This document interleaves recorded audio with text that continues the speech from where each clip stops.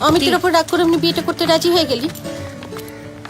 সত্যি শব্দটা খুব আপেক্ষিক বুড়িদি, আজ যেটা সত্যি কাল সেটা সত্যি নাও থাকতে পারে। আজকাল এমন কথা বলিস না, আমি কিছুই বুঝতে পারি না।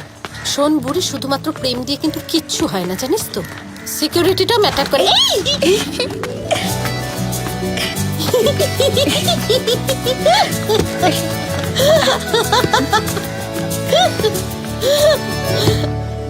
না না দিও না দিদি, আমি না না দিও না, খেতে পারবো না।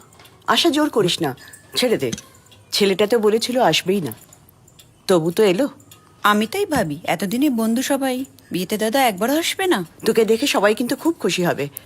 হ্যাঁ রে, বুড়ি জানে তুই এসেছিস? ওকে ফোন করেছিলি? না, আমি এখানে কাজে এসেছি। ওই স্মৃতি নস্টালজিয়ার মধ্যে ঢুকে নাম তো। তাই বলো, আমি তাই ভাবি দাদা ব্যস্ত মানুষ, এত তাড়াতাড়ি চলে আসলো কিভাবে?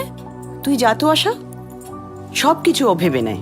তা হ্যাঁ রে বাবু, তুই তাহলে কাজে এসেছিস, বন্ধুর টানে আসিসনি? আরে না, আরে কাজকর্ম তো করবোই, তাহলে বিয়েটা অ্যাটেন্ড করবো না? করবো তো। আমি ভাবলাম বুঝি ছেলের মতিগতি ফিরল। তোর নিজের বিয়ের বয়সটা যে পেরিয়ে যাচ্ছে সে খেয়াল আছে? মা, এখানে সবকিছু লেগে যায় না, সারা জীবন তোমার সাথে থাকবো, ট্রাস্ট মি।